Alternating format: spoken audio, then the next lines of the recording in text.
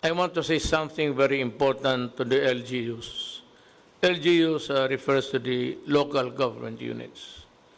We are in a critical time. We have resorted to this extreme measure of enhanced quarantine or quarantine for Luzon because the magnitude of the threat that we are facing calls for it. By its nature, it severely restricts the freedom of movement of our countrymen and thus deprives many people of their ability of earning a living for the coming weeks. Let me add my own words. I'm really very sorry, but I have to do it. Now I call the LGUs. The national government needs your help during this time. But I want to tell you, do not make this quarantine or quarantine more difficult for our people than it already is. LGUs should take note of this.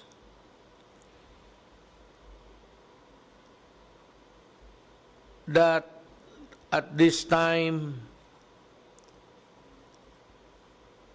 let us make ourselves clear that we are not separate from a republic or from each other.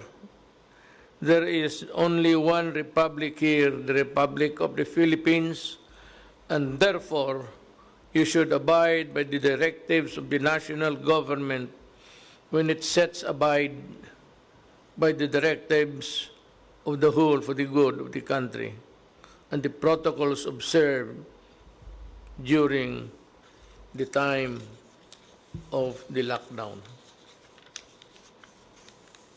Let me add that at this time, I do not think it is just a quarantine or quarantine.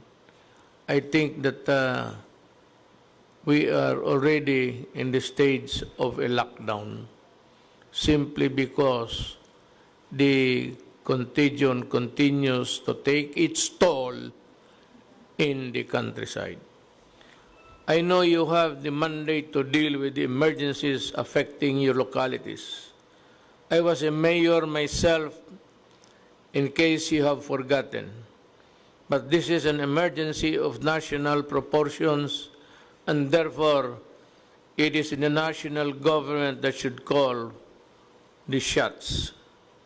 The national government body in charge of laying down the standards for the quarantine is the IATF, or the Interagency Task Force for the Management of Emerging Infectious Diseases. Let me be clear to everyone.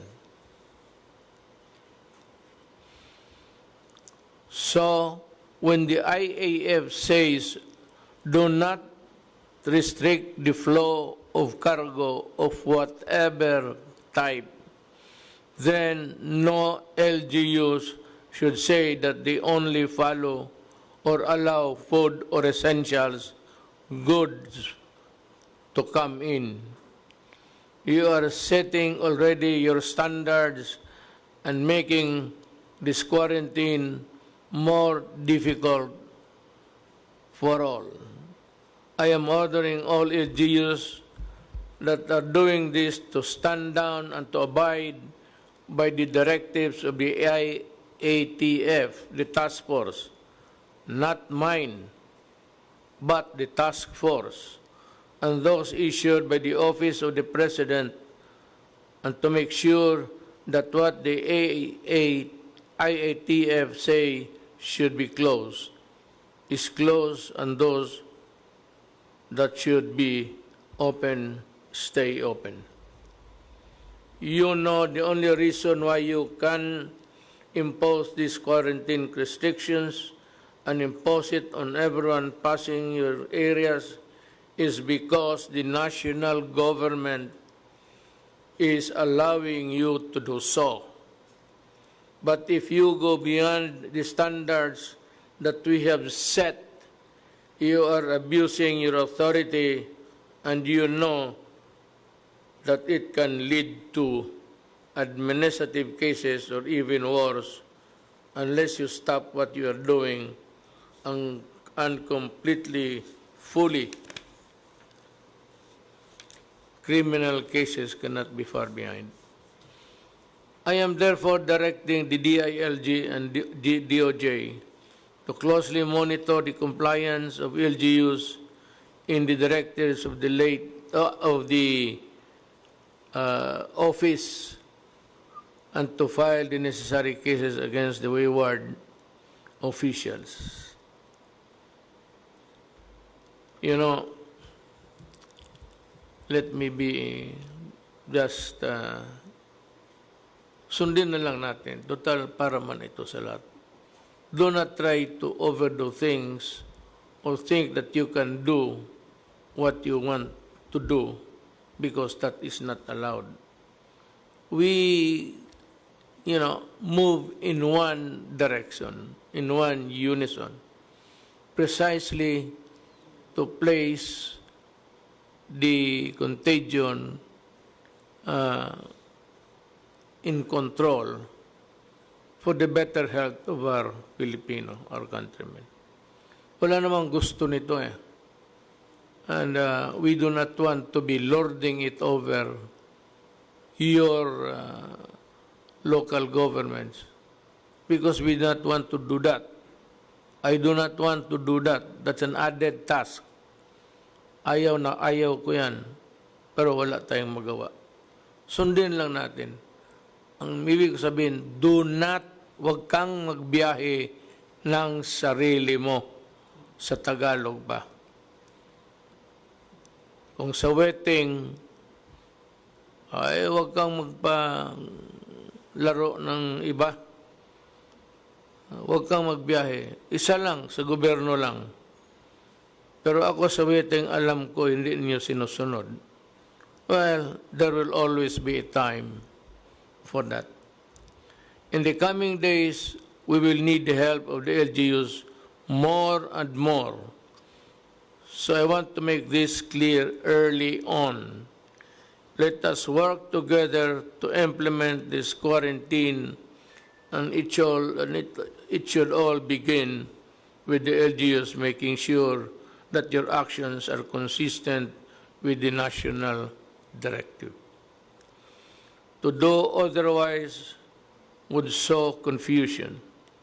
All over the world there is confusion and chaos already because of these lockdowns. We are not the only ones into it. All countries of the world, as a matter of fact, are doing it. And that is why it adds more trouble than what is already there that we can handle. We are not alone, but let our country lead the way in imposing a lockdown and strict enough to effectively kill COVID-19. Liberal enough so that our people will not die of hunger, and orderly enough so that our country will not be driven towards chaos during these difficult times. Problema kasi nito, COVID-19 is passable. Sa tao lang, it's contact. Yung handshake o yung just maybe rubbing each other's elbow. We have to look for further and think of the economic survival of the country even after the crisis is over. Alam mo, sa totoo lang, importante lang malaman ninyo. We are imposing the social distance. Kasi nga, ang transmittal, tao lang ang pwedeng magbigay ng sakit na yan sa iyo. Hindi, walang ibang bagay. Tao ang magbigay sa iyo ng sakit na yan. So, iwasan mo ang kapwa mo tao. Pag magdating yung nagpautang sa iyo, magtago ka na ng gusto. Okay yan.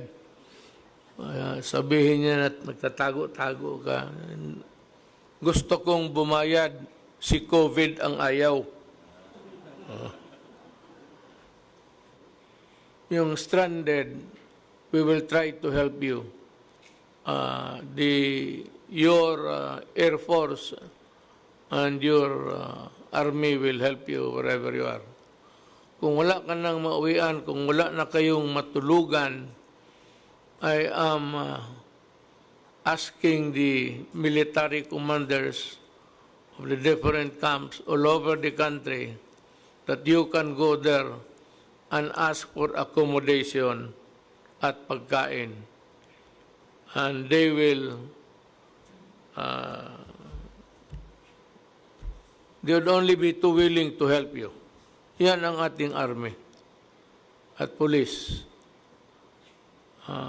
Bigyan kayo pagkain at tulugan. And in the meantime, they will try to communicate the authorities in Manila to, we will try to, anyway, makukuha ko kayo. That is a very terrible thing. You know, as a matter of fact, it would have been very cruel for you to drive away, lalo na yung mga bata nagbakasyon, tapos walang mauwian, walang tatanggap. My heart bleeds for them. Hindi mo malaman na kung saan ka pupunta. Pilipino ka naman, pero wala namang tatanggap sa iyo. To me, I can understand your refusal. But more than your feeling, yung akin is to somehow protect and help Filipinos in distress. As your president, I am now invoking the sanctity of my oath of office to help people and my countrymen. To all LGUs, let us move forward together with one accord. Implement the lockdowns and save our people from the dreaded disease once and for all. Ang pinakan remedyo dito is just to magkalayo kayo. Ngayon, kung yung bahay ninyo sa bukid maliliit, dikit-dikit kayo, sabayan na lang rin natin ng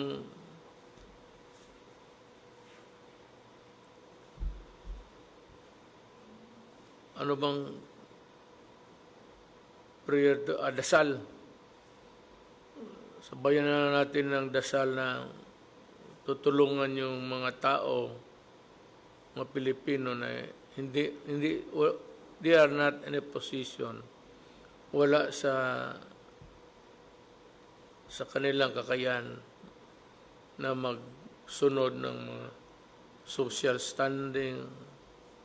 Better still, just keep your distance from strangers or friends, just so na maputol yung contamination from A to B, B to C. Kung kay D, putulin natin doon. Yun ang maganda. So it's actually the social intercourse that is bad at this time. I hope you can understand us at maintindihan rin ninyo kung ano ang ginagawa namin. Maraming salamat.